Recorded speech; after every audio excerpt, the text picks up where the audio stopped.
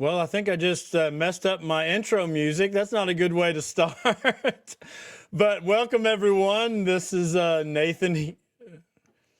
Oh wow. Hold on for a second. I'm getting some feedback.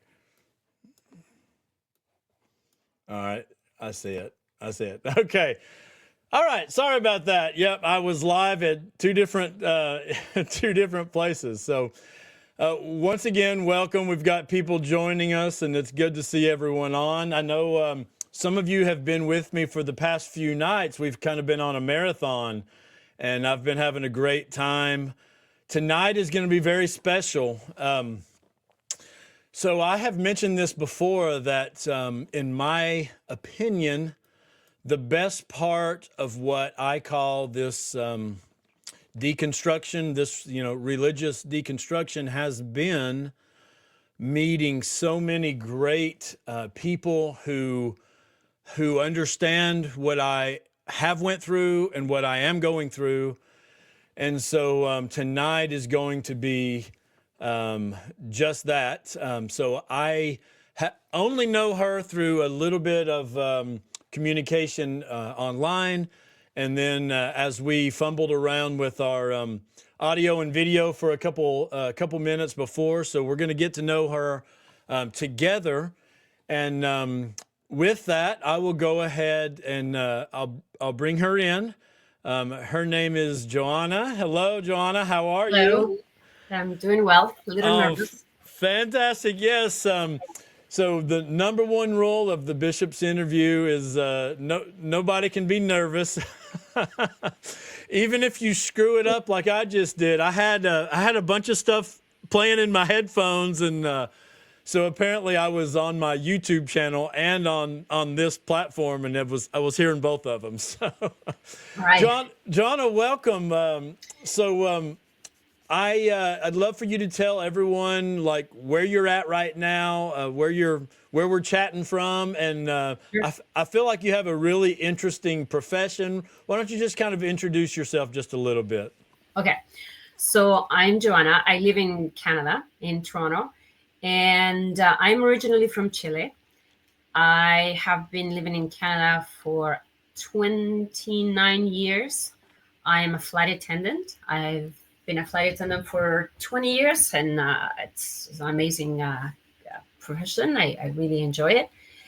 And I've been a member pretty much my whole life. I was not born in the covenant. My parents joined the church when I was about 4 years old. And then, but that's all I remember. Like actually, some of my first memories are from the missionaries, like, the missionaries coming to our home and playing with us, and basically just like, that's it has been me my whole life. So being a Okay. member of the church. Yeah. So when we were chatting the other day, we texted a little bit there. We messaged, and then you said, "Well, I'm off to." I'm trying to remember where you were flying India. to. I was India. going to Yeah. tell you, yeah. Yeah, so I thought, wow, that is a interesting job. I'm just at the drop of a hat off to India. Yep. So Yeah, no, it's that's really cool. yeah, that is awesome. So just a quick note: we've got people in the chat. We've got Lisa and Ruth, and someone that I've never seen in the chat, Mormon Chile, or they might be someone that you know, but that's awesome to see you all here. Cool. We'll be watching the chat, and as you guys have questions, just feel free to post them there. And as you want to offer some awesome support for my new friend here, just do that, and I'll include your comments. So, hey, Janine, yes, I've been talking with you. Hello, Mark. So it's great to see so many of my friends here tonight. So let me take off this scrolling across the bottom of the screen. So that's not, okay, so that's not taken away from what we're doing. And so, Johanna, you say that you grew up in Chile, is that right? Right. Valparaiso. Well, maybe I shouldn't give up too much information. But anyway, Oh, no yes. worries. No, that's fine. It's fine. I mean, I really doubt that anyone who's really, like, a member of the church is going to be watching this right now. Yeah. Yeah. from Chile. Okay, so tell us, if you don't mind, just take a little bit and just kind of tell us some of your early memories. I know a lot of the people that will watch this maybe have not been in other parts of the world. I know I spent almost 2 years in Argentina, so I saw what the church is like in another country. And Mhm. so just kind of help us understand what it's like being, being a Mormon in Chile. Okay. It was actually awesome, honestly. I loved being Mormon. It was, and I think, and I know we'll touch on this later, but that's why when people say, well, why can't you leave the church alone? Or like, now you're like, ex-Mormon is your whole personality. Well, because being Mormon, that was my whole personality. So honestly, I have amazing memories. When my parents joined the church, like I said, I was 4 or 5 years old. I can't remember very well, but my dad, after 7 months, he was called to be the branch president. Oh, wow.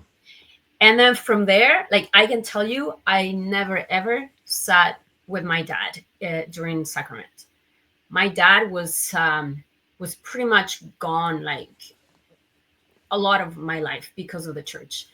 Um, so we would see okay, so let me go back. So Uh-huh. primary, the typical stuff like lots of friends, a lot of in Chile you have I'm sure just like in Argentina you have a lot of like there's a lot of words. We had a good sized steak, and lots of friends going into young women's. That was fantastic. Like I was very shy, always very shy growing up, so I had no friends at school, but all my friends were just friends from church. So and I find that the church really brought a lot to my life, because the social part, it was there. Then the the other thing is like learning to, say for example, speak in public. Mm-hmm. That was great. I just have so many amazing memories of like seminary, which is that so that's one of the differences. And maybe it was, I don't know if you did it like this too, but we didn't go to seminary like early morning seminary. We would do um we had, I think they were called the units. So it was like a booklet that you would it was like self-study, and then one day a week we would go to church. And so usually would go after school in the afternoon, so we would get together around 7 p.m. or something like that at church, and we will have like the one seminary class, and everybody there, we're all friends. It was really nice. My dad was the bishop, as I said. So then there was also a lot of my dad really liked just getting the youth very involved. So Yeah. he was always there. Every single Wednesday we had mutual, and my dad liked to play ping pong, so he would organize all these like ping pong tournaments. They play, I don't know, we were always doing things. We had this thing. See, this is where I'm gonna go into like, oh, I remember all this stuff. Oh, you're fine. We love it. We love it. So we had like some of the things that we did. For example, we had this thing called the Olympics. Okay, so every year our stake would get together, and we would get divided into teams, and we had Olympics sport. Well, Olympics, right? So whatever we could do at church. So you would do soccer, basketball, ping pong. I think we would play. Can't remember. Anyway, some other sports like that. And then we would get points for. We had to have a cheers as well. So everybody would get involved, and as always, we would end with a party at the end. It was always a dance. Um, the other thing that we had that was so much fun, and I still remember that because it's so different from how it is here. But I mean, I'm old, right? I'm talking like the 80s. We used to do this. So, young men and young women's camp was together. I don't know. Was it like that for you as well when we were young? I don't remember. I remember some ward campouts that we had young men and young women, but if it was anything like steak related, no, Okay. they tried to keep us separated. No, yeah. So for us, it was like the whole steak together, and that was so much fun.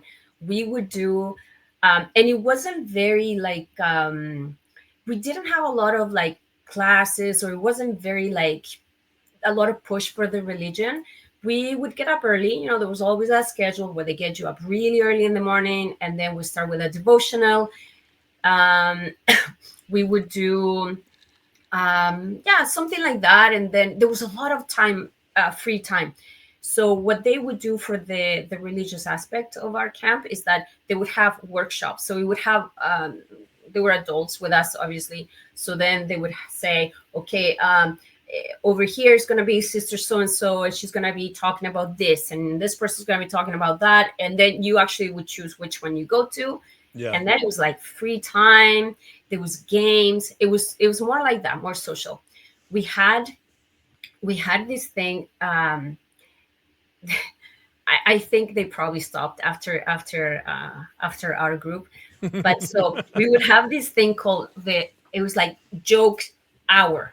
Well, I'm just translating from Spanish, right? El Día de Yeah. las Bromas.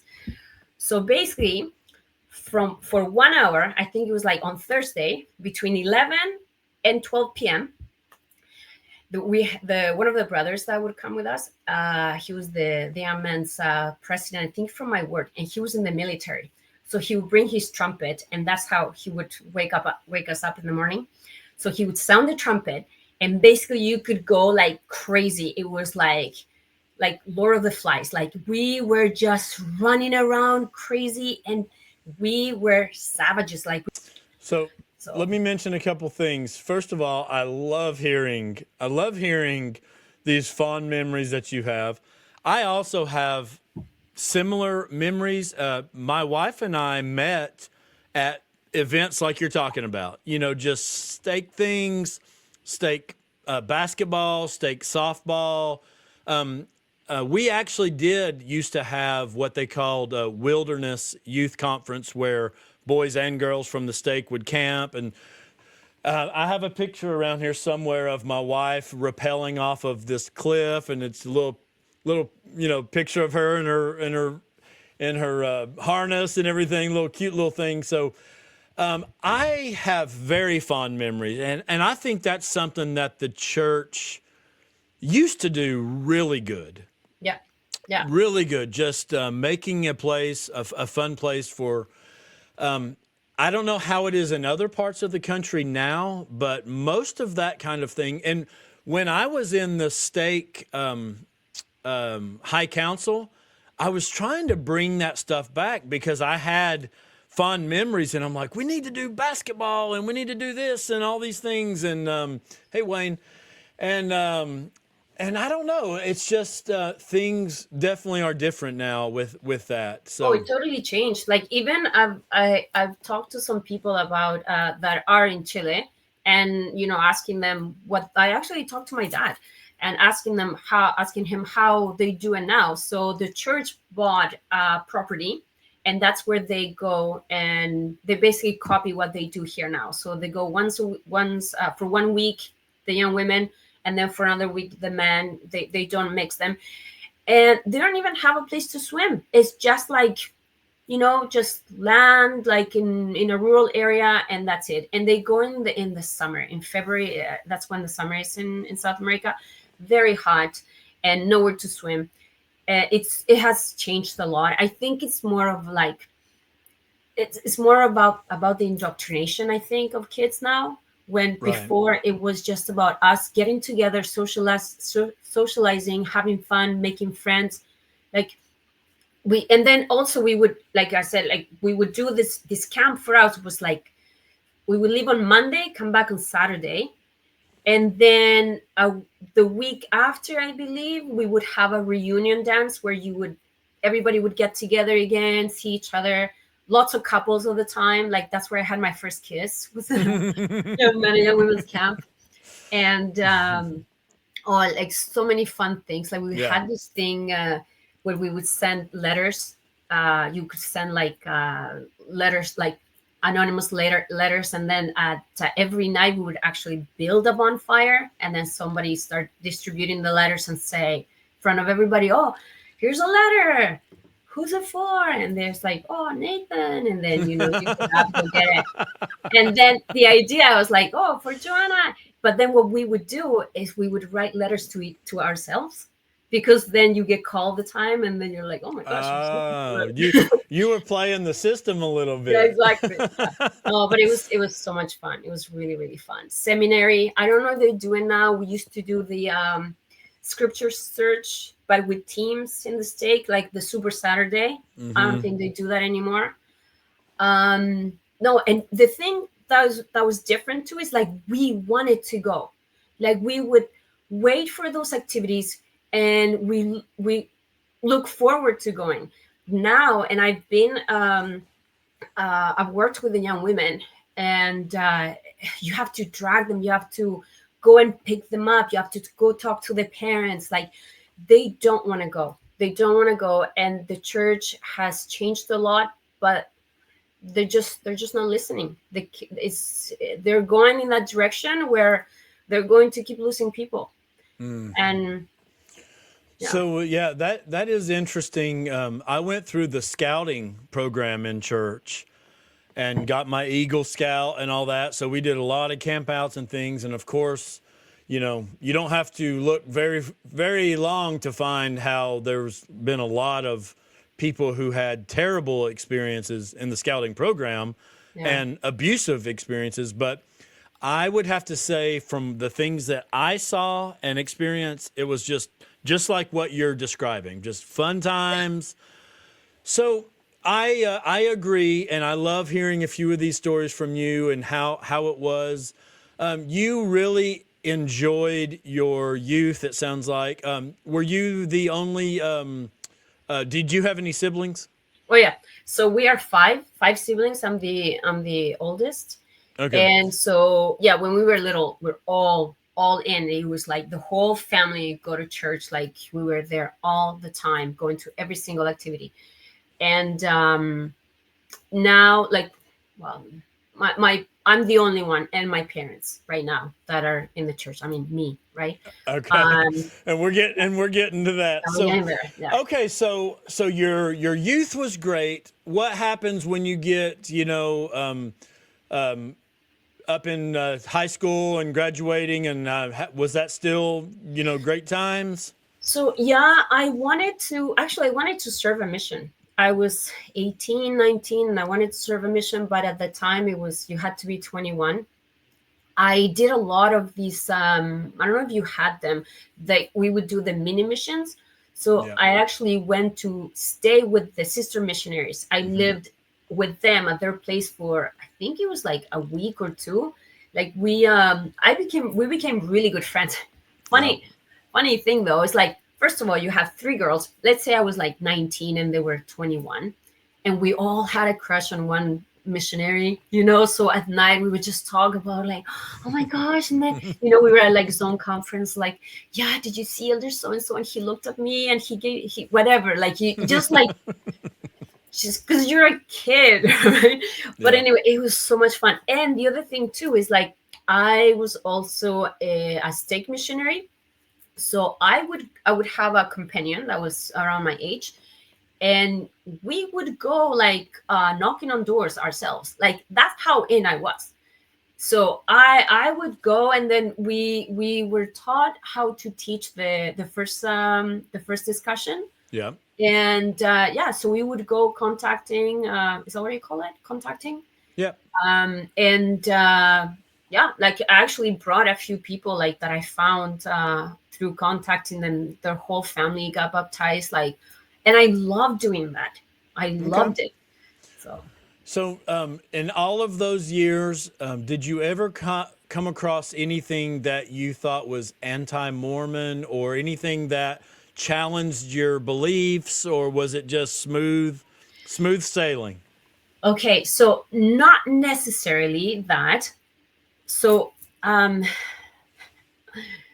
No, I think I was very much whatever you told me, or like I guess it probably comes from being the older child. So you are very obedient. You do as you're told, like maybe a bit of a people pleaser. But I just wanted to be, the I wanted to be an example, and that's another thing that I was always told, right? You're the daughter's bishop. You need to be an example, like so all the time. So at the beginning, of course, you take it like, yes, I know, I have to be an example, and I really tried really really hard. But then there were some things that started to bother me, but not like that challenging my beliefs. Just to give you an idea, I feel so stupid when I think about this, like the indoctrination, right? So I had a big argument with a biology teacher because we were talking about carbon dating. And so he was talking about carbon dating and how the earth was, millions and millions of years old. And I'm like, no, it isn't. It's 6,000 years old, because that's what I was taught in the church. And I remember like just arguing with him in class that I my argument was this. So if carbon dating is right, then how do you know? You would have to wait. Something is like a million years old, then we would have had to wait a million years. Like we need to know, like, oh Right. yes, for sure, To it prove started here, a to million years gone by. yeah. Yes, we know, Now we right? can prove it, right? Yeah, and then like nothing he said to me, I was like, nope, nope, you're wrong. So then the way I would justify that would be like, well, they just don't know the truth. Yeah, you they know just must be wrong. I knew everything. That's the thing. That's the thing. In Right. the church we have answers to Yes. everything. We know where we came from. We know what we're doing here. We know where we're going. And I knew everything, to the point that I didn't care what all of my classmates would think. Like I would defend my beliefs, and that was something that was very very ingrained in me. Yep. That I remember, I actually consider this is so crazy. I remember once in Young Women's, we were talking about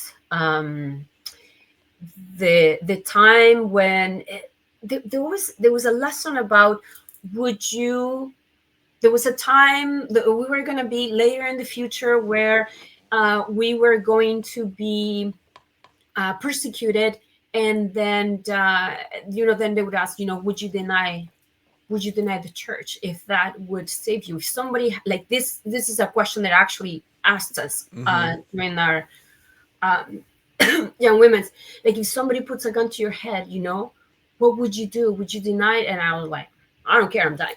I Yeah. will never just say that I'm not Mormon and that I don't believe in this. Like, I was all in.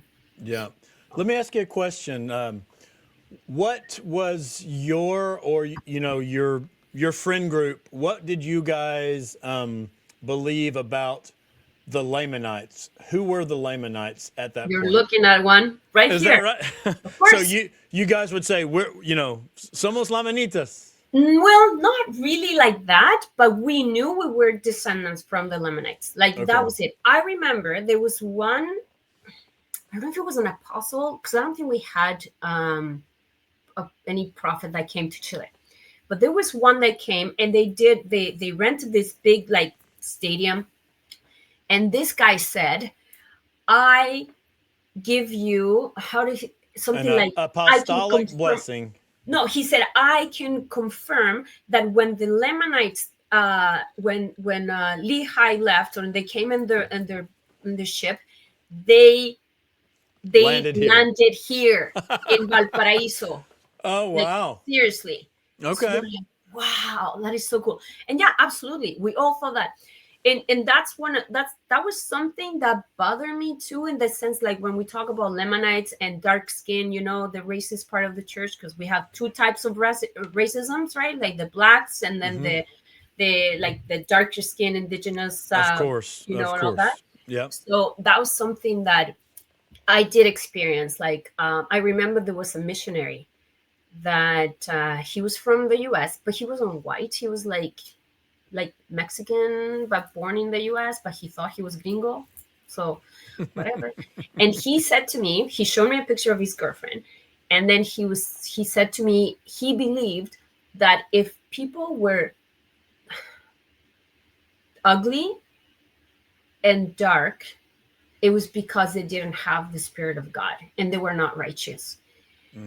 And I have a bit of tan skin. I don't know if you can really see it, but for the longest time, I felt so I hated my skin because I thought that there was something wrong with me. And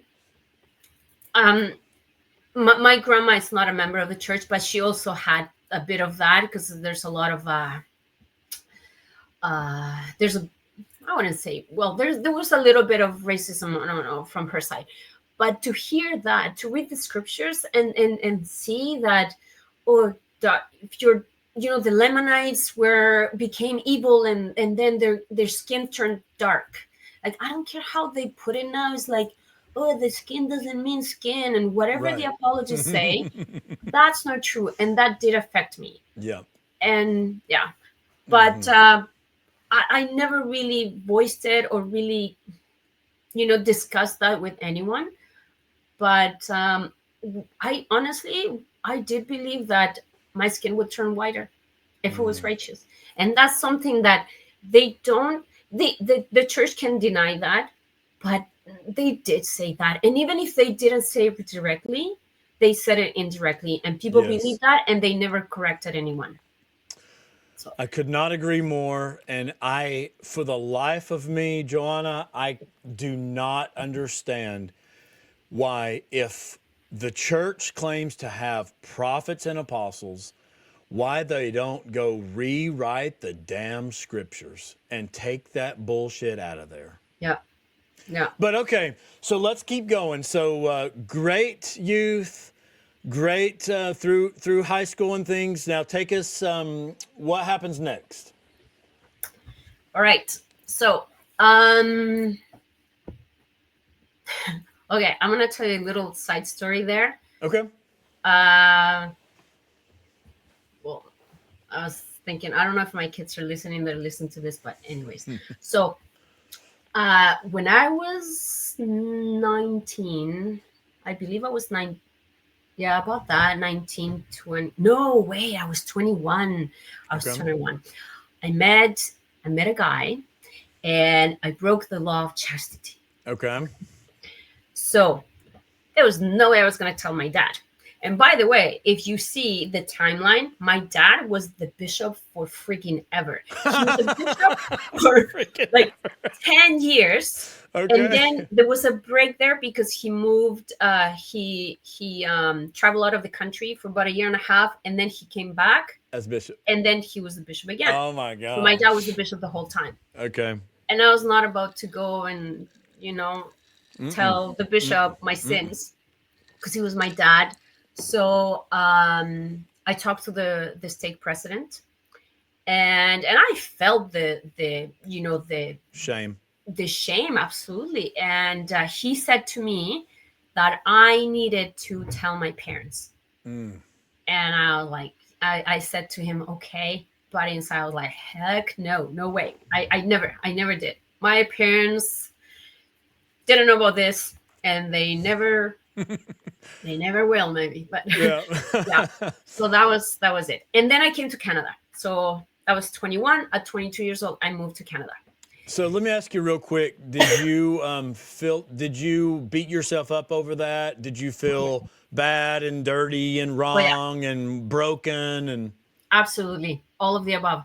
I felt horrible. Like, because it's like, the conversation that I had with myself was, these things, better. Why can't you not follow? Like, my salvation is at stake here. That's how bad it was what I did, right?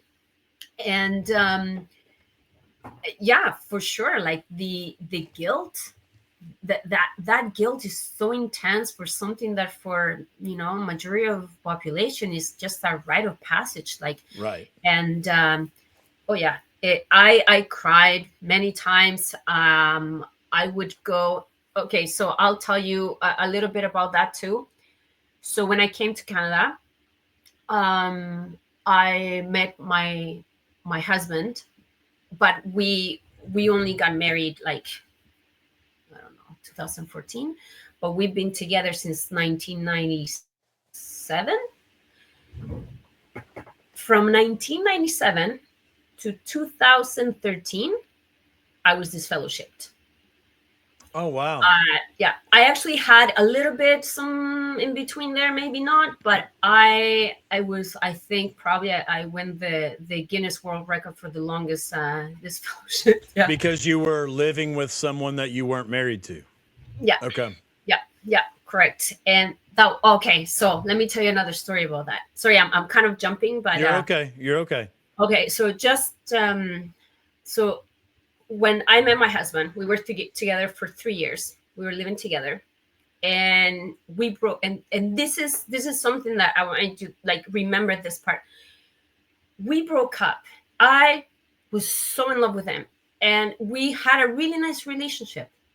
But I knew that he could not take me to the temple. He didn't believe in anything, and I would try and you know I would talk to him. I would teach him the missionary discussions. I would draw the little diagram with the three levels of Yeah. heaven and all the other stuff. Yeah. And he was like, well, yeah, he didn't believe in anything. He didn't believe in God.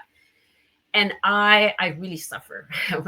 I suffer for that. So um he saw that, and he said, you know what, he broke up with me. We were living together, and he said, I think that I need to let you go, and you need to go find a good Mormon Mormon boy. boy that can give you what you need. Yeah. And that was really, really difficult. And so anyway, we broke up.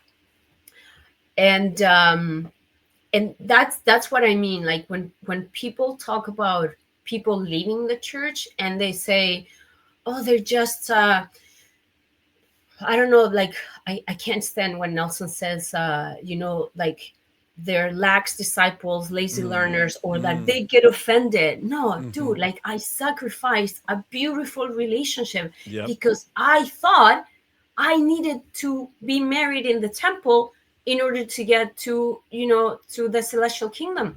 Right. So during this time when we broke up, I was going to church, right? So now I have everything. I'm reinstated. I was called to, I think I was working with the primary, and the bishop was, that bishop was trying to set me up. So I don't know if this, he was telling me, like, he said, hey, what about this guy? What about this guy? I'm like, I don't really like them. And at the time I was getting older, right? I was like, I think I was like 50 right now.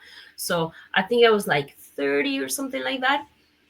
And so there was, or getting close to 30. So there was this guy, I'm not going to say his name because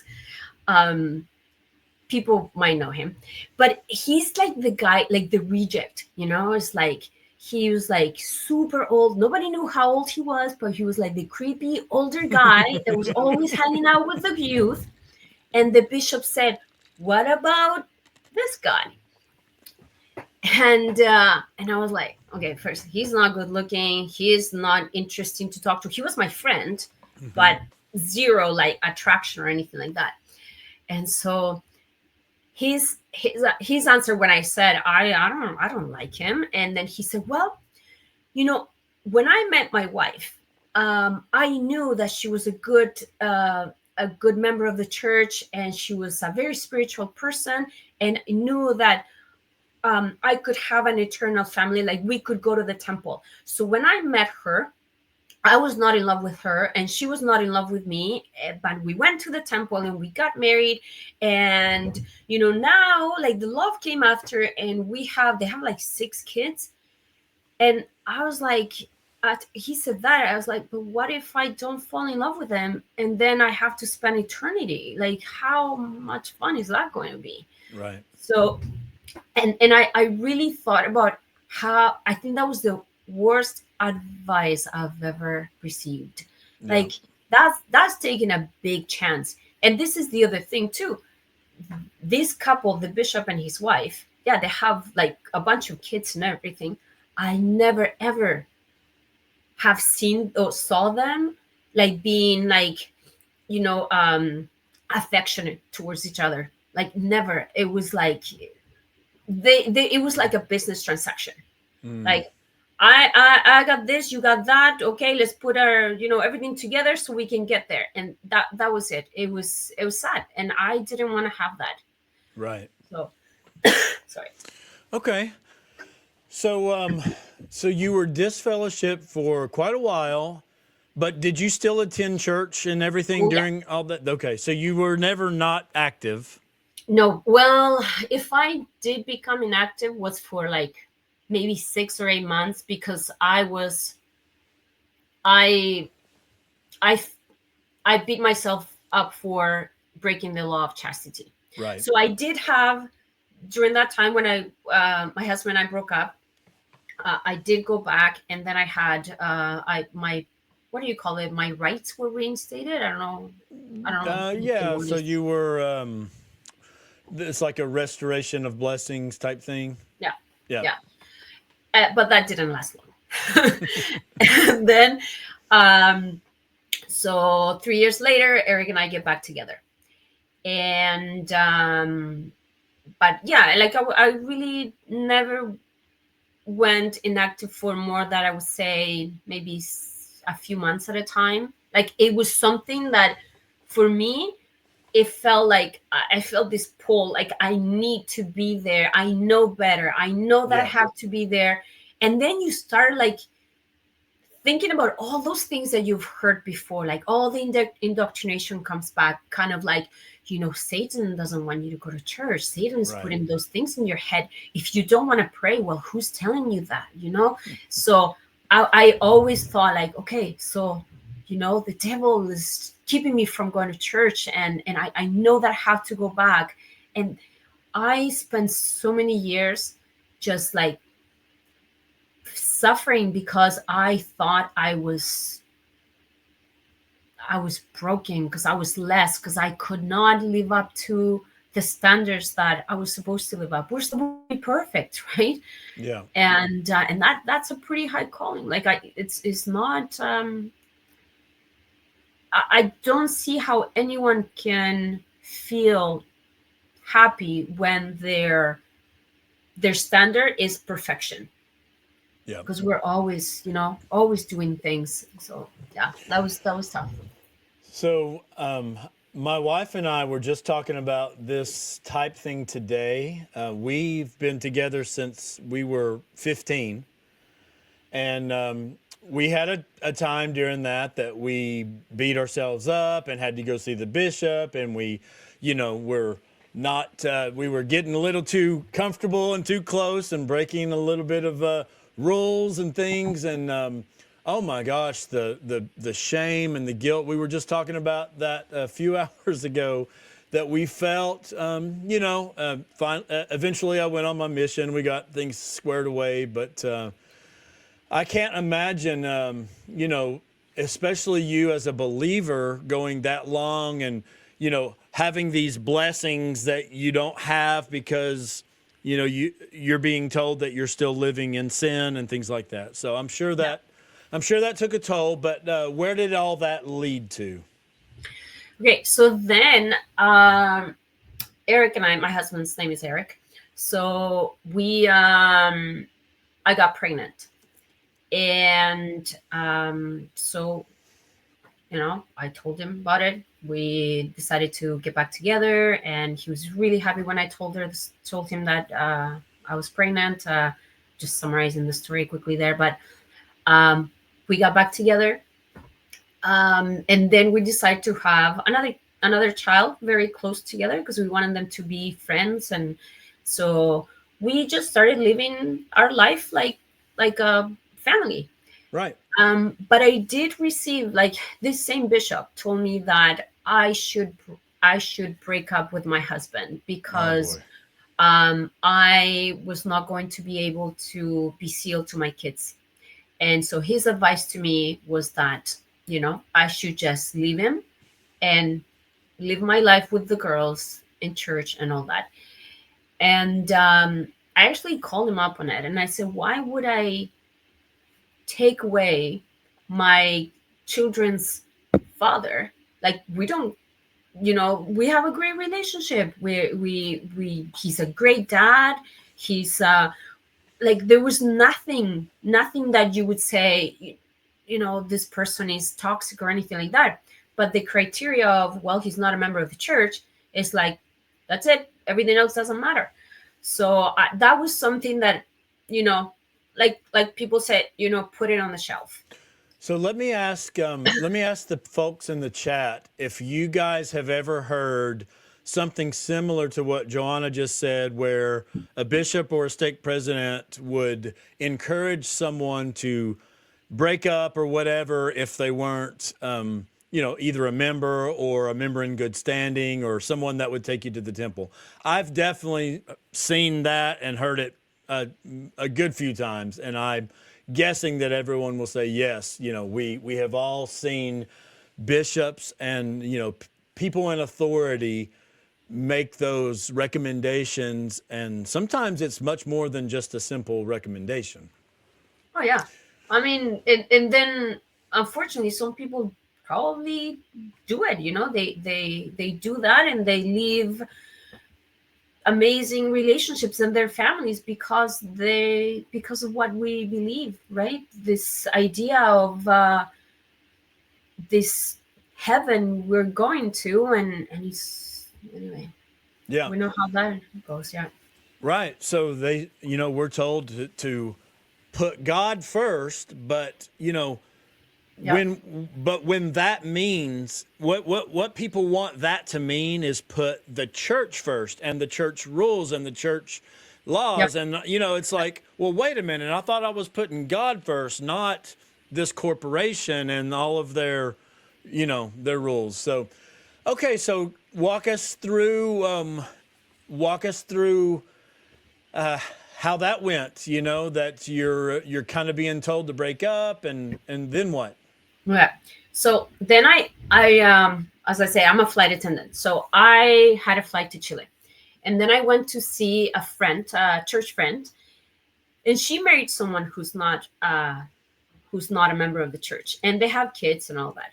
And she's all her family is very much in. Actually, one of her sister, who was my friend, is now, her and her husband are mission presidents in one of the missions in Chile. Oh wow. Okay. So I go see my friend, and then we're talking sort of about this, and then she said, "You know what? I am a good person. My husband is a good person, and we have a really nice family. We are kind, we're good people, and I don't think," she said, "that I would be happy living in, like, the celestial kingdom if I'm not with my husband." And she said, "I'm happy with the terrestrial kingdom." And we were like talking about that. I was like, you know what? It doesn't sound that bad. I mean, so then I started thinking, and she said, "I don't really care about creating worlds, right? Like, if you are exalted, you go to the highest level, you're exalted, you become a god, you can create worlds and all that." She said, "I really don't care about that, because if we are supposed to do what God did, and God did what he saw his father do, then we're going to be creating worlds, and then we're going to see our children being abused, and we're going to see, like, all the horrible things that happen in the world." And she said, "I don't think I want that." And when she said that, I was like, you know what? You're right. Like, I started not caring to, go for the the highest For the high, yeah. level in the game. And then I was like, yeah, you're right.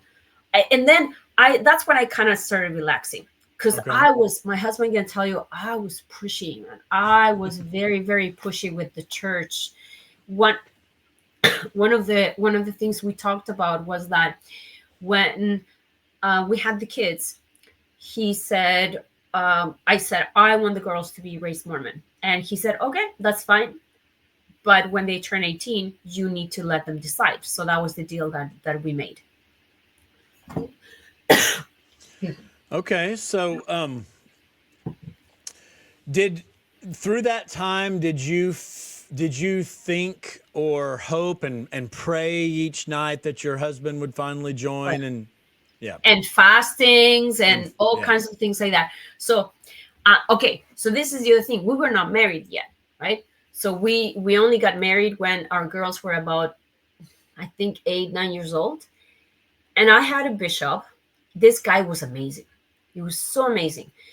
He he said to me, he called me in and he said, how long have you been disfellowshipped? And I said, well, like 10 years or something like that.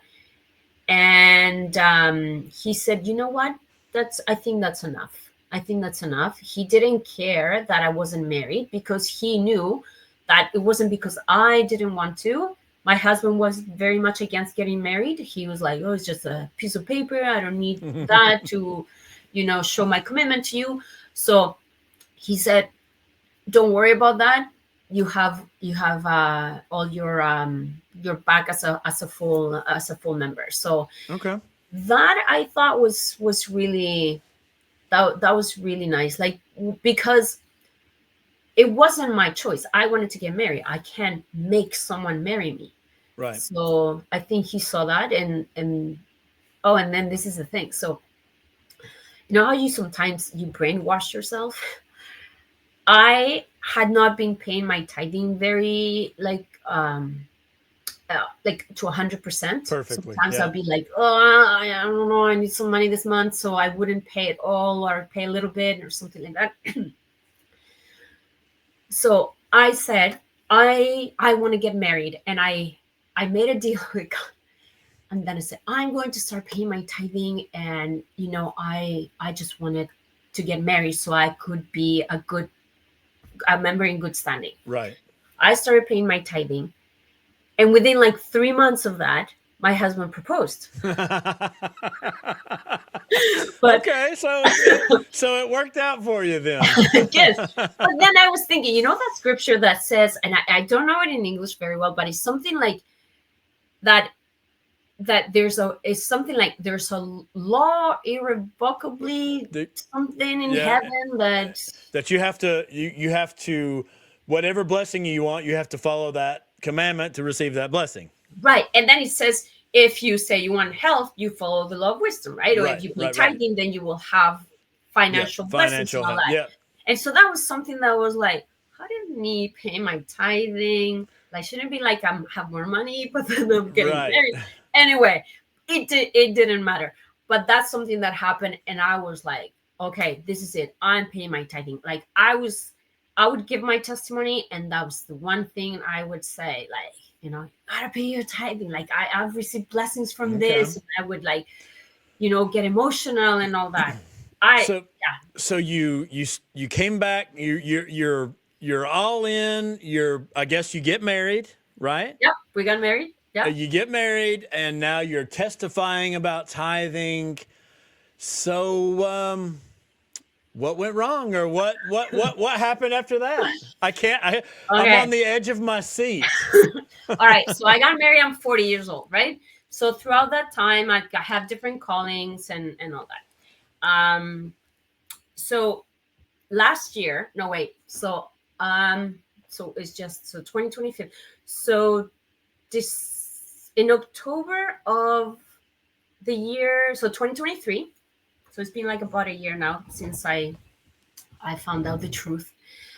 Um, I went to visit a friend in Utah, and this friend, her and her family were like super Mormon, like pioneer stock, all that stuff. Like they were the family that I was like, oh my gosh, I want to be like them.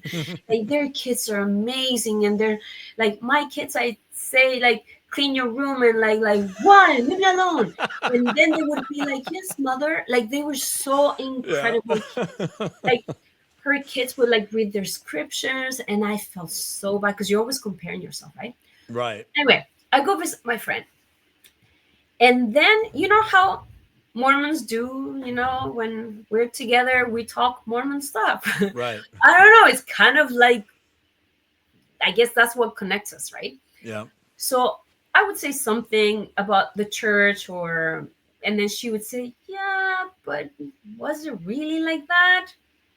And I was like, first I was like, not sure that I understood her properly. And then I would say something else, and she would make the same comment, like, oh, maybe it wasn't like that. Maybe it could be like this. And then I was like, okay, what's going on? And then she starts telling me about her reading some stuff about the church. And then she said, look, and then she starts telling me some of the things, right? You know, this prophet said this, and this guy said that. And did you know that this and that? And then she was telling me about the CS letter. And then she was showing me this. I think it was the Gordon B. Hinckley. He did an interview because she was talking about the church finances, and she was telling me about the temple. I mean, sorry, the mall that the church had built, Yeah. and then about these shell companies. And I was like, what are you talking about? Yeah. It was in my mind when she was saying, I was like, oh my gosh, Satan got to her, you know, like poor her. And but then she would start saying some things that would, I could not make sense out of them. And I remember I'm sitting in our kitchen, we're sitting talking in the kitchen, and she says something, and I have this horrible feeling of like, you know, that feeling that you get. I don't know if you and your wife ever broke up, but when you break up with someone, it hurts, and it hurts right here. And I remember getting that feeling with mixed with fear. And I told her, I said, I was almost crying. I said, do you mean it's not true? And then I started like crying, and she came, and like, oh no, I'm sorry, Johanna. No, no, no, it's, you know, it's just, it's a lot. I'm so sorry. And but that, like, I'm curious. I wanted to know. And the church tells us to stand up for truth in righteousness, that we have to be honest, that and that we need to be then we need to have integrity. And the church raised me in one way, and then I did with that, with what the church gave me, I acted with those same values, and I started looking at things. So I came back, I flew back, and she told me about the CS letter. And so on the plane back, I downloaded the whole thing, and I'm reading, and it's just way too much. Like too much information. It's just all there, right? So I couldn't. I I cried so much. Like I'm talking like 3 months of crying. 3 months, and then but at the same time, I was trying to. Have you? I don't know if you. There's a podcast. There's a podcast called All In, Yeah. and there's another one called the Comeback Right. podcast. Yeah. So I would listen to, I would read a little bit of that, the of the CS letter, and I would say, okay, but what does the church say? Like I would try and balance it. And I Right. said to myself, I will not read anything that does not come from the church. Yeah. So then, but a lot of the, I mean, all of the things in the CS letter are, uh, all the references are church, Sources. church sources. Yep. And but I do not, I try to make sense, or like try to give, I wanted the church to be true so badly. Yes. Yes. And so I remember I was reading something in the Book of Mormon about a narrow passage of land where I can't remember who's talking about this, but something like there was a narrow passage of land that they could cross in a matter of, I don't know, half a day. I can't Yeah, remember. a day or less. Yeah. Yeah. So I went on Google or ChatGPT, and I was thinking, oh, like maybe that's the Panama Canal. So I was like, how long would it take for someone to cross the Panama Canal? Blah blah blah. And then I got the answer, and I was like, yes, that's it. That's the answer I needed. Like I just wanted something true. Yeah. And I texted my friend and I said, you know what? That this scripture could be about this. And then she was like, well, but, and then she gives me something else. And then I have to take that and then start digging again and getting, that rabbit hole got deep, very, very deep. The CS letter was a little too much for me. I actually, at some point, I had to stop. My husband was quite worried that he thought, I was having a whole uh, identity crisis. It was really, really bad. I know I've heard you say how you actually went to the hospital. I can imagine that, or maybe I can't, but the pain, I understand that. Like that's the thing, that people don't understand how painful this is. And when they say that, or you just wanted to sin, it's like, shut up. You have Right. no idea how much I fought for this to be true. The thing that did it for me was I read Letter for My Wife. Yeah. And in Letter for My Wife, because I was reading all of these things, but I was saying, but the Book of Mormon has to be true. And I was really holding on to that. And in Letter for My Wife, he has a picture of a special edition print of the Book of Mormon in gold, where they had copied the letters that I think Joseph Smith wrote for Martin Harris to take to the guy that was supposed to the printer. their translation. Yeah. And so he has that, and then he takes every letter, like copy paste, and is able to put the whole alphabet there from A to Z, and numbers from 1 to 0, 0 to whatever. And that's when my shelf broke, and I was like, okay, that's not true. He made it up. Yeah. You know what? It looks like a little kid playing, like I used to play that with my friends, like codes, little code language. Yeah. It's so funny that Reformed Egyptian looks a whole lot like a kid version of English. Yeah. They have to stop lying to us. Yeah. And I was just sitting here doing the math. When you were hurting and like, no, I want it to be true, and and I was going through the same thing with you, Johanna. I mean, it was that same time period that I wanted it to be true, and it's so interesting, the thing that finally just kind of rips the shelf down. And for me, it was similar to what you just said. It was seeing all of these other books that were available before the Book of Mormon came out that basically had the same storyline and lots of the same terminology and words and ways to describe things. And it's like, there's no way that you take a book 2,000 years old and a book 200 years old and they're basically the same. Yeah. That should not happen. And the other thing that for me was like, I went to school to become an interpreter.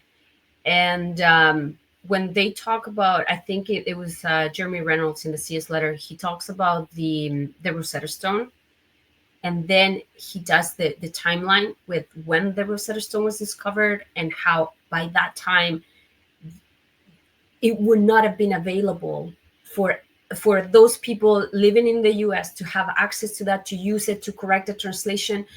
I actually downloaded the Book of Hebrews that Jeremy Reynolds says that a lot of the stories from the Book of Mormon comes from there. Like, I did my homework Yeah. I didn't just go like, oh, look at this. Yeah, it's not true. Now I can sin. It wasn't like that. It was Mm-mm. pain. It was like, I when I explain it to my non-Mormon friends, I tell them it's like finding out that you were adopted, Right. and all your life, all your family, it was all a lie, Yeah. and they lied to you the whole time, and it hurts so much because you love them, and you remember all the good stuff, and it's like grieving a loss. Yeah.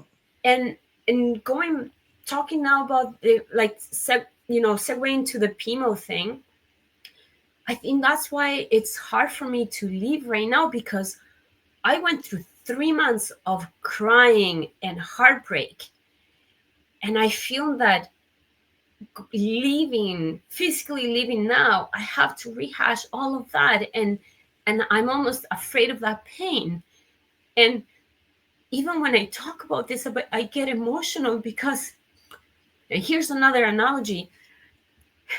Now that I know everything, now that I know it's not true, I think I can say that it's like being in a bad relationship, a toxic relationship where you were abused. You didn't know you were abused, but then you open your eyes and you're like, holy crap, like this guy totally, he was abusive and all that, but you love him. You love him Right. so much, and then you know that if you leave, it's going to hurt because you've had great times together, Yeah. but he's a freaking liar, and that's sort of where I find myself right now. I still go. We talked about this. I don't know if I'm jumping too far ahead, but um, stop me anytime. No, no, no. You're doing great. So Okay. you've been in this space for a year or year and a half or so A of year? No, a year and 3 weeks. okay, year and 3 weeks. Yeah. And when you're at church and you're hearing people talking about the Book of Mormon and referring to the Lamanites and that it's historical, like what are you thinking to yourself? Are you just like, yeah, I don't believe that, or are you doubting yourself, or like how has that been over this year? Oh, Or you mean right now, or like well, where? yeah, kind of. Has it progressed this year, or has it basically been the same? Like, I do not believe this. Oh, I I'm just, believe in. I know it's all a yeah, lie. Like it's all a lie. I know that. yeah, And I was just looking at this comment here from Ruth. It says Johanna still attends. The cognitive dissonance of staying is more damaging than living, in my opinion. I'll talk about that, because I want to tell you the reasons why it has been hard for me to leave. yeah, Okay, so okay, going back to your question, absolutely, it's all a lie. I know, there's no doubt in my mind. Like whenever when you go and give your testimony, you say, I know the church yeah, is true with every fiber of my being. When I can give you my testimony now, that I know with every fiber of my being that this was a made up lie by some kid that wanted to play God or yeah, whatever. I mean, everything is like, if you think about it, even the signs like at the temple, like the yeah. tokens and all that stuff, it's like the handshakes. Like I used to play with that when I was little, like in the sense, like, you play, you have your club. You It have your was a club secret and your password. passwords. Yeah, Yeah, yeah, it's like a kid. So I don't believe in absolutely anything. When I go, like last year, we were, I think, in Sunday school, we were studying the Book of Mormon. I mean, I don't read the scriptures anymore. Obviously, what a waste of time. Um, like I'm sitting there, and I'm hearing talking about, oh, and Alma this and Nephi and that, and I was like, might as well be talking about Harry Potter. Like, let's discuss chapter 1 of The Prisoner of Azkaban. And like, it's, to me, that's what I'm watching when I go. yeah. And when I go, as so many times, I'm sitting there and I'm thinking, what the heck am I doing here? Mm. You know, I Have you been? Sorry, I didn't mean to interrupt. Have you No. been attending the temple this past year? Okay, so that's something else. I never wanted to go to the temple. I always felt weird about it. I didn't know much, but the garments was a big issue for me. But I blamed it on me. I said, because I didn't want to wear like, no, I was never the kind of the person that would wear like long skirts and those dresses with the spaghetti straps, but then they wear like a t-shirt underneath. And I was like, that's so Mormon. That's such a Mormon look. Not for me. Like, I go to church, I look good. I dress, like I believe that. so so the temple, I always justified it kind of like, well, but my husband doesn't want to, Right. And actually, I asked him once because I took the lessons, and he's because the bishop said, you know what, you are like, this is just the last step for you. Like, you've done everything. You're always like, you have callings. You're amazing. You're, blah blah blah. And he says, we feel that you should take the temple classes. So I went. And even though at the time I believed in everything, there was something about the temple that was like, nah, I really don't want to go. I really don't want to go. So I would find justifications. And then I asked my husband, he said, what do you think about this? Because he's seen the garments, like my parents, he's seen them when they like wash them, and hanging. And he said, he calls them the passion killers. I'll agree with that. So he's like, well, it's not enough very sexy, but well, if you want to, like, and I was like, I took that as a no. And so you haven't been to the temple then? Nope. Okay. No. Okay. Never wanted to go. It always felt something, not right. Okay, so have you told anyone at your church of some of what we'll say is, the truth that you found out? Is that something you talk about? Okay. So this is where things get interesting. So okay. I am the second counselor of the Relief Society. Okay. Prior to that, I was the activities director. Like, I was the one putting all the big Christmas parties that were amazing. We had a DJ and everything. And I'm like, you need a party, call me. I'll put it together. So, I have actually told directly to one person. So this girl, she was married before. She's divorced.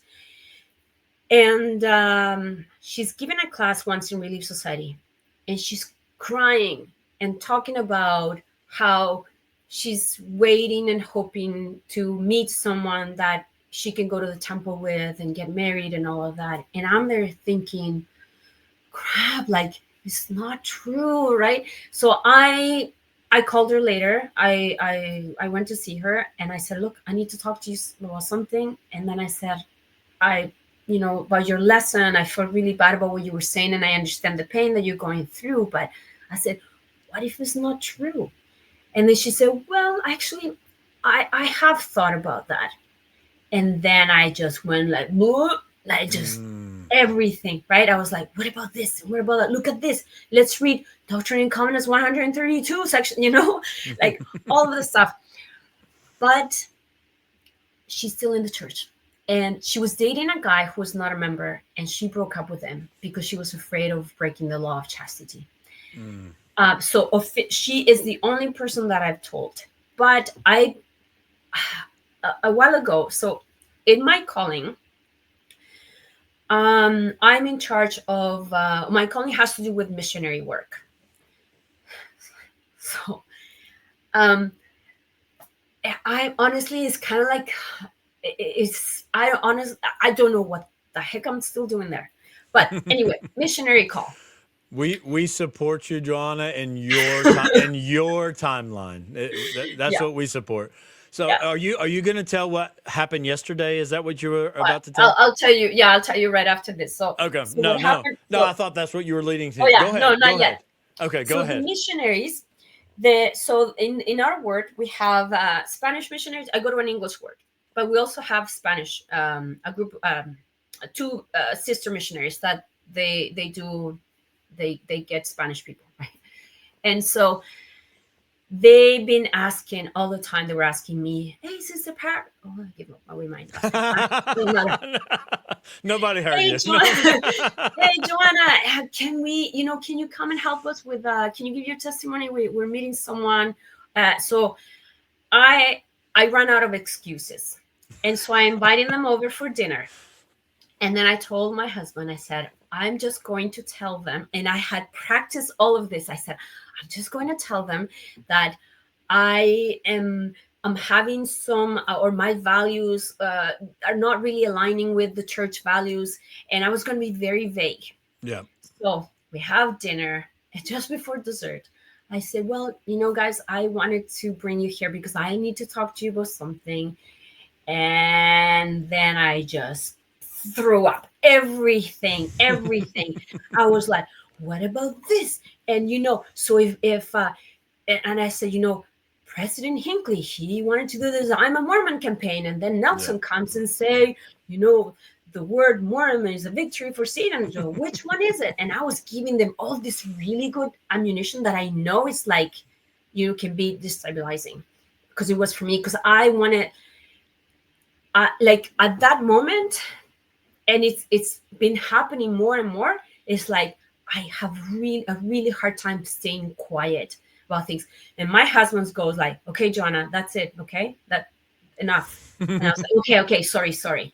And then the missionaries would say, one of them say, well, before my mission, I was really struggling, and I started reading some anti-Mormon stuff. I'm like, what do you mean, church history? And so, so I was reading, and then and then I decided to come on my mission. And then I was like, well, yeah, but, and then I continue. My husband had to say to the missionaries, the sister mission, excuse me, Johanna, can I talk to you? And he would come into the bedroom, and he's like, stop it. And like this is a guy who's not a member of the church. Right. He's like, stop it. You said you did not want to destroy anyone's testimony, and that's what you're doing. These are like young kids that they're doing what they think they should be doing. Just don't say anything. And he's the one that has to keep me, Right. And so that was that. And then another time, I know I'm not welcome in Sunday school. We were having, and okay, so this is something that I have to admit that is fun, though. It's fun to argue this kind of stuff. So there's a little bit of that.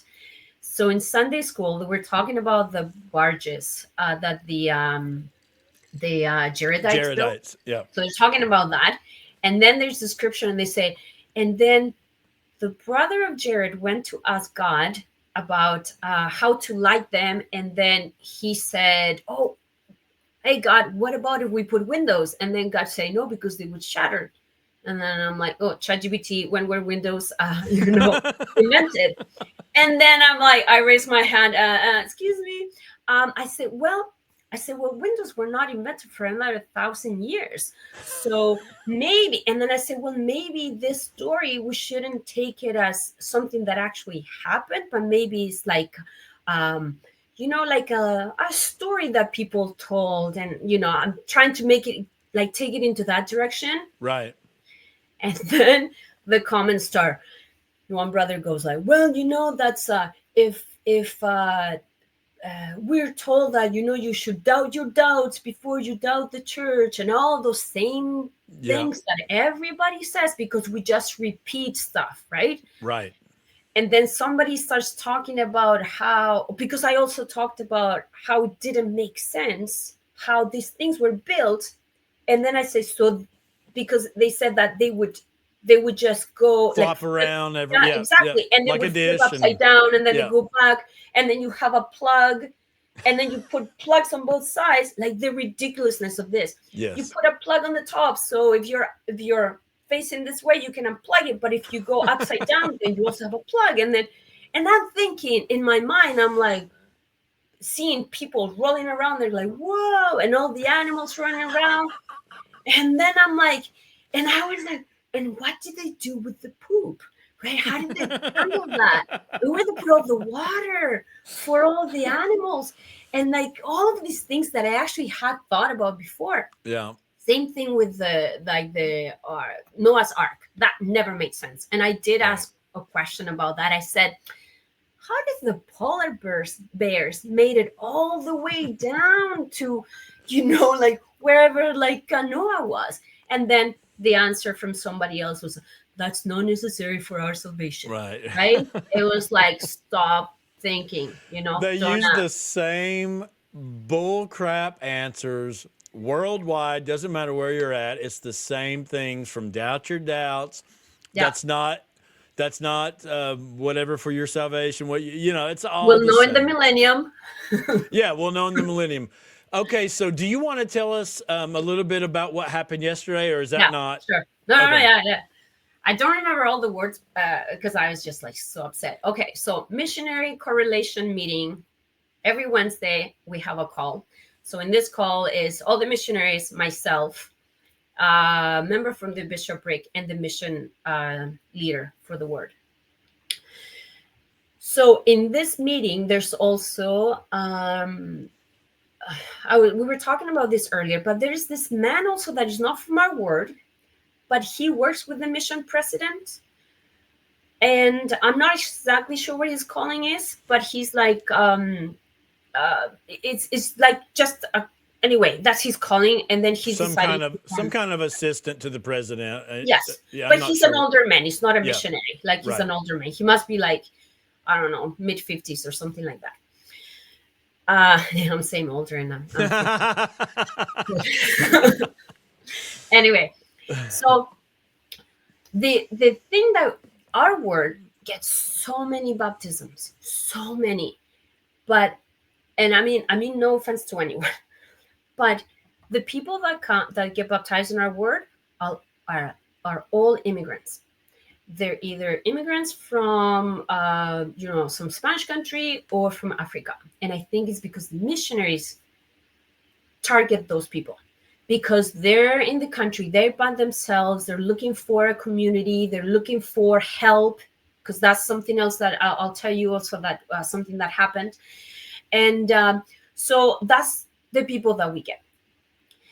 So one problem that we have is that we have so many baptisms. Like I'm talking about 3, 4 every single week. Like I believe that last year we had 90. Like it was crazy. So then the amount of people that come in versus how many of them stayed is like very, very little. Okay.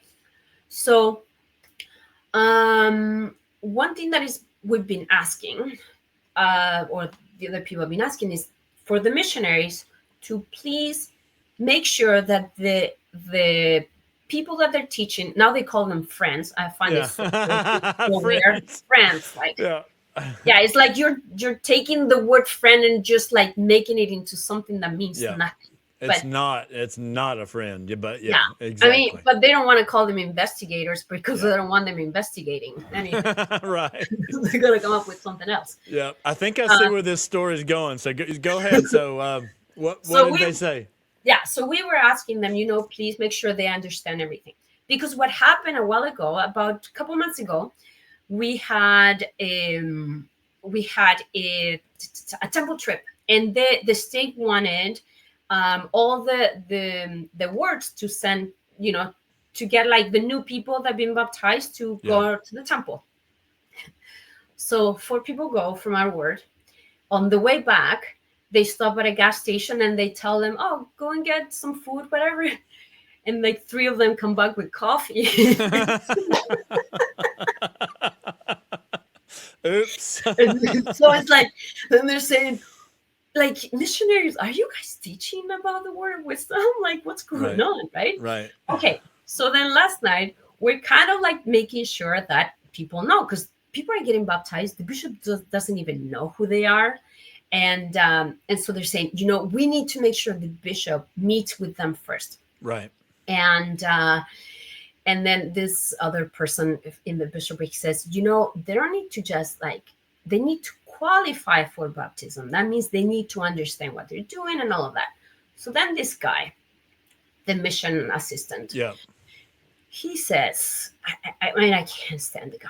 He says, well, well, we need to just be liberal with the seed. That's what Jesus said. Just be liberal with the seed, and just tell everyone and invite everybody, and then we don't need to be perfect. Like at the word level, everything doesn't need to be perfect. It's okay, the what did he say, that the Spirit will confirm to them and all of that.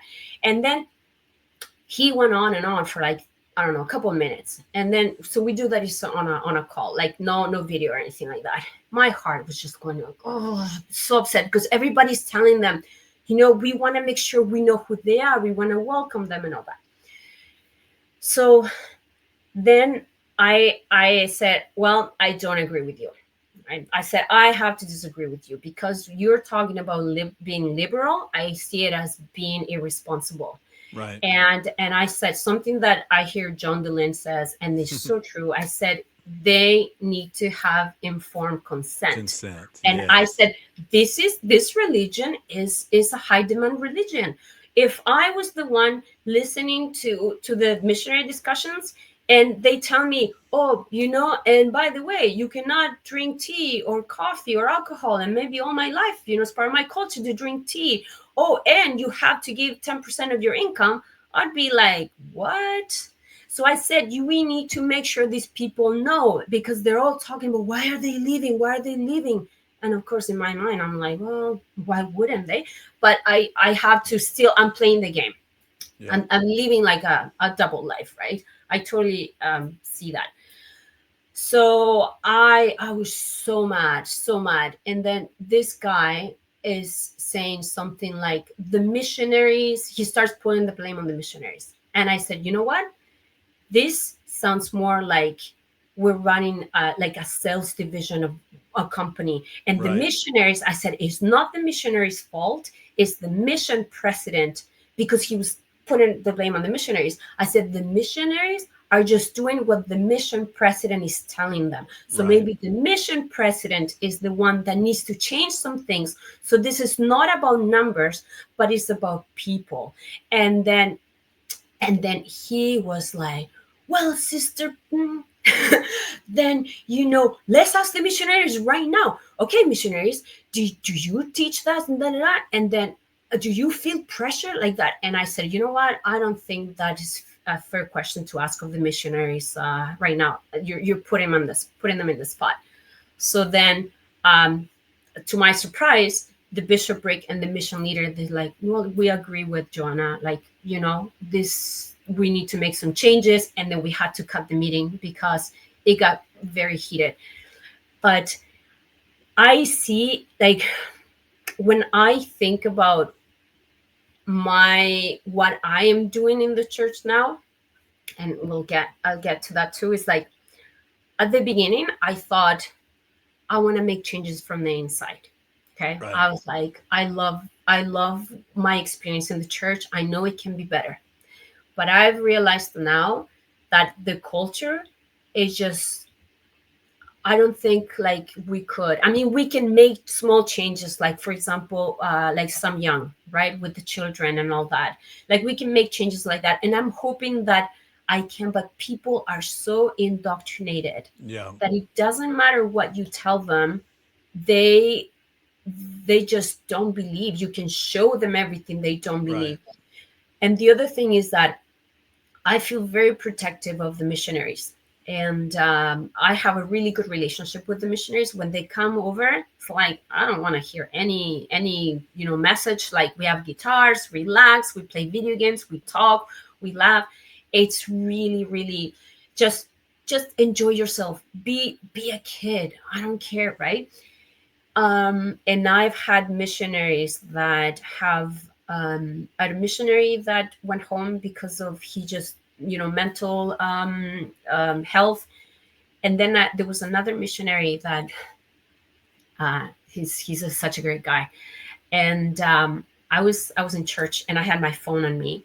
And you know how sometimes you get your notifications for subscriptions, Yeah. and then it comes like Mormon Stories, and then he's like, "Oh, do you listen to Mormon Stories?" And I was like, "We'll talk about that later." The And bishop's interview. What's that? so then we start Oh, talking, and then he opens up to me and says, "I'm not sure I believe this." oh And then, wow. oh yeah, totally. And he was like, I'm like, I have like 3 months to go. He's like, I'm just gonna play the game, finish, and then, but there's so many of them that are there, and I'm hoping I can be someone that maybe I can recognize other people that are in my situation. And I have two people. And if you know, there's that group that they say that like a group of the church that monitors other members Yeah, that might the be oh, like, I can't remember the strengthening members committee. that's it, Yeah. that's it. Okay. So um oh shoot, I lost my train of thought, but hold on. I was talking about the missionary. Shoot. It's okay. Yeah, No, it'll no, come back to me. no worries. So there was some questions. First of all, some people said they love that you brought up informed consent because that is so important. I love that you were able to show some love and support to this missionary who was struggling. Well, look, you and I know, and everyone in the chat knows, this is difficult stuff. Yeah. And a part like those missionaries are people. They have feelings, and Yeah. look, Johanna, I do not fault you one little bit for feeling like your best place right now is to be there. Do you feel like that is long lived? Do you think you can stay in that space, or what? How do you feel about that? Okay, so my parents don't live here, right? They live in Chile. So that's who basically my biggest that's who I want to protect. I don't want my parents to know, because my dad, like, and my for my mom and my dad, church is their whole life. Yeah, And I know that if I tell my parents would never like shun me, never, never, never. But my dad would want to know why. What did why are you saying that? And my dad would start going into the same rabbit hole that I did. And I yeah, know that pain that I went through, I do not want that for him. So that's why I'm kind of like staying, quiet on that end. And at church, so I've thought about not going, and I've stopped going every Sunday. Like when they have, I only go when it's like, well, I can say just started kind of like doing that. Like if it's not a Relief Society, then I'm like, I'll just skip. But this is, if you don't mind now, but I remember what I wanted to say. of course. Yeah, go ahead. I brought up the strengthening the members committee because Yeah. I thought like, oh, if somebody listens to this story that I'm going to tell you, I know I will be released very quickly. So a while ago, our president, Relief Society president, she was not going to be. I was only going to be the only one from the presidency that was going to be there. So they tell me, we have a sister that needs to fill up a form for food, right? For the bishop's warehouse. Right. So I go in with her in a room, and then she starts talking to me about she was going to visit her family. She's from another country. She's going to visit her family. And then she says, yeah, my husband said, you're always giving so much of your time and everything to church. Like why not ask for what we need right now? And then she said, I was feeling very, she felt awkward about it. She felt like she shouldn't be doing that. And I was like, no, like, of course. Yeah. What do you want? And she was like, well, maybe 1 chicken. How about 3? And then, okay, so how many cans of this? 4. Let's go for 6. Like, I was I just love like, what do you it. want? Like, it I doesn't love matter. it. And I was like, who cares? It has to go through the bishop, and then he can Right. decide whether he approves it or not. Yep. So then I see her right before she came in. She took a tithing envelope, and I saw that she had in her money like a lot of cash. Like, I calculated about $400 or something like that. Something like, I don't know, maybe less. But anyway, Yeah, she had quite a bit of money. And then I said, oh, so I see you're gonna pay your tithing. And she's like, yeah, but I really need that money right now. And then I said, well, did you know that tithing was actually not 10%? And then I told her the story, how it was supposed to be just the interest, the excess, right after you pay everything. And then I said, well, if it is between you and God knows you need this money, because she was telling me, oh my gosh, I need this money so bad. I said, well, maybe it is between you and God. He knows you're not going to take this money to go get your nails done or buy a new dress. Yeah. If it's for you, for your family right now, I'm sure God will understand. And then if you pray, like I speak their language, right? If you pray and then you feel that that's right, then nobody can say anything. And then you don't even need to tell the bishop. It's between you and God. And then she said, you know what? You're right. I need this money right now. Thank you so much. She gave me a hug and she put her money back in her purse and didn't pay her tithing. So those are like the small victories, right? That I Oh feel my like gosh. that I have. So yeah. Look, so I had a couple thoughts. Go First of ahead. all, everyone in the chat and everyone that's going to watch us, we love you. You're full of life and energy, and I think you have the right attitude about everything. So we support you. The only thing that I would say, in my opinion, is I was in this space of painful, like just like you were. And I'm not telling you, oh yeah, you should go tell your mom and dad. But this is all I'm saying is, now I see the church is a lie, and it is painful to go through that. But on the other side, like, it's a beautiful world. Like, like I'm sure that you see, like, it's a beautiful world. So and I feel the same way. My parents are in, and my grandmother, who's 90, something, is in, and my brothers are in. But I'm trying to, instead of just saying, well, I don't want to hurt them, like, I want them to see there is so many blessings that are waiting on the other side of being Yeah. in. Yeah. And so, but your parents, and and I think you're doing an awesome job with helping the people that are in your path, whether it's a missionary or this sister that you helped understand what tithing was supposed to be. So we all are rooting for you. You, Well, I'm yeah, go actually ahead. thinking, I do. It's just, this sounds crazy, but I am planning my exit. Okay. Isn't it crazy that that it has to be like this? Like, why can't you just go? And anyway, but okay, and this is something that I need to say before as well.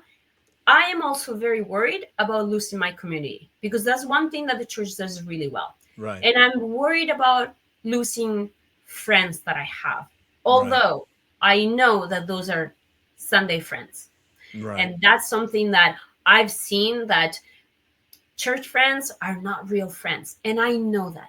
And the other thing is that I play pickleball there. And I'm like, crap, no, I won't have free pickleball court. Yeah. But That's because that's the pickleball clause. You've got to factor in the pickleball clause. exactly. But I'm planning my exit strategy. My husband and I were planning on buying a boat. We want to live on a catamaran. Oh, And wow. then we would just sail away. And then this is actually one of my older kids, oldest child, advice. She said, just don't close any, don't burn any bridges. Just go, and then, they don't need to know anything. But I don't know if I'll make it until then, because just like what happened on that call yesterday, Right. I'm like, and I get so mad, and I'm thinking like, I don't want that in my life. I don't want to be upset all the time about this, because then my husband also hears all of this. Like, I go to church, and then I come back, and then I'm like, do you know what this guy said? And then this person said that, and I can't believe these people. And then he told me 2 weeks ago, he said, I think it's time you stop. I think you have to stop going to church. So when I talked to you, and then you said, hey, how about an interview? He was like, do it, because you need to, like, this in a way is kind of like I'm outing myself. Yeah. And I'm saying, this is this me, is it. and this is me. Yeah, this is what I me. believe. Yep. If you have a problem with it. Yeah. And Oh my my bishop gosh. knows, in a way. He kind of knows. Yeah. So, but I told him I'm not paying tithing anymore to the church, because I don't agree with it, and I was sending my tithing somewhere else. Yeah. And even after that, he called me as for this calling. So I'm like, well, he knows. Yeah. Okay, well, a couple things. If you do get on a catamaran and go live off in the ocean somewhere, Yeah, you're coming. take Wi-Fi. We want pictures. All We right. want updates. For sure. And we would love it if you'll check back in with all of us and let us know if something changes, if you call it quits, or if you whatever. We're rooting for you. We think just so highly, and I could tell from our first communication, I was like, this is a special lady, and I was absolutely freaking right. So Awesome. Thank you. I want to tell we have 69 people on still. My friend Colch just now went live, and he's got a rando on with him tonight. So I encourage everyone to go check them out. And I just want to thank you again, Johanna. You're just beautifully spoken, awesome person, and with an awesome story. Someone that had the integrity to just say, you know what, this is not right. This is not what I was taught, and I'm not going to stand for it. And bravo to you. So thanks for giving me the opportunity. Maybe this is the first step, and now I might just walk away sooner than I expected.